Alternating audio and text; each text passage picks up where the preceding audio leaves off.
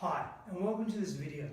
Today I'd like to speak to stress and the adverse effects it can have on our psycho-emotional and physical state. I'd specifically like to speak to how adjusting and paying attention to our physiology can assist us in reducing our overall stress. You see, there'll be times in our lives that stress is somewhat unavoidable. It is in these times that it is not wise to suppress the stress or the circumstances, truth or reality that is contributing to the stresses, but rather engage in a process of self-care, self-nurture, kindness to self, and awareness and realisation that there are times when we must adapt. Purposeful ignorance of our situation here is not advised, but rather take an adaptive posture that will see us through these difficult times, provide us with greater insight into our own capacity and potential as humans.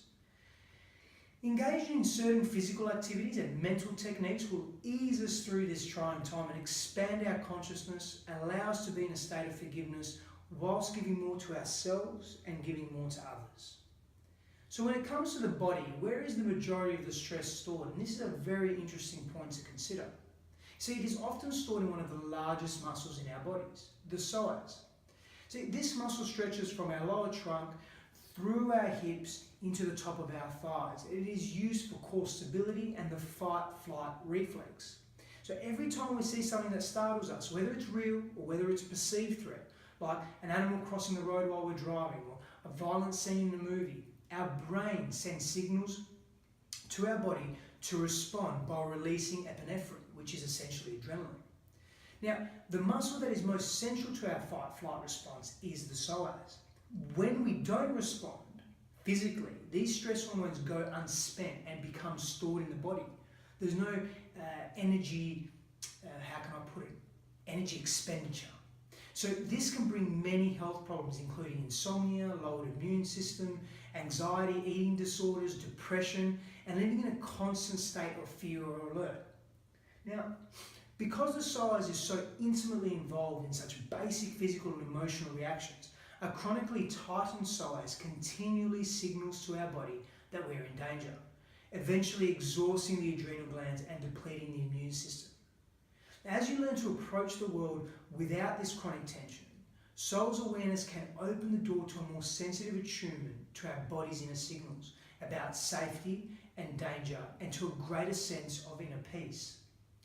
So, since stress accumulates on an unconscious level, healing our bodies is a process that must happen consciously. There's no single way to do this. It requires gradual lifestyle changes and a daily practice and a daily awareness of self and of environment. So I'll go through a few now. So craniosacral therapy is powerful because it helps teach our body how to relax into a parasympathetic state, which relaxes the entire nervous system. So this gentle, non-invasive approach helps us bring awareness to and melt away the stress stored within us.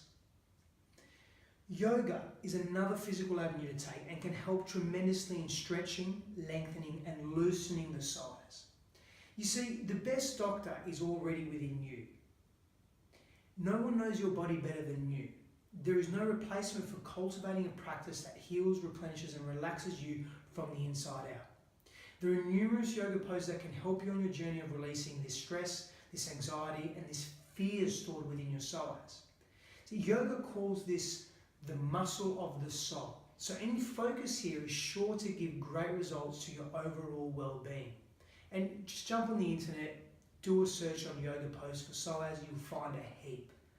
So the more we pay careful attention to this area, the more the likelihood of decreasing the intensity of stress we will feel and be affected by as the stress is pushed upon us by external forces or by our environment.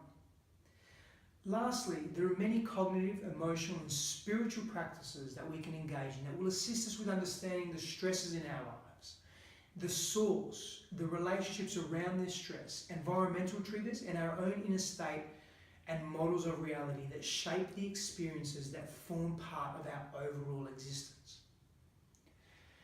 Now, I go into greater depth here in my Mastery of Self program. And for more information, please feel free to contact me directly. And when I say into greater depth, I go into quite acute detail around some of the psycho-emotional, spiritual and cognitive techniques that we can employ into our lives that help us master and understand stress, not just from a physiological releasing perspective, but from a spiritual, cognitive, emotional perspective. Guys, please feel free to jump on my YouTube channel, S.Sifandos, or visit my website for more informative videos and other knowledge, wisdom, inspiration, query and so forth. So that's www.stefsifandos.com. One is glad to be of service.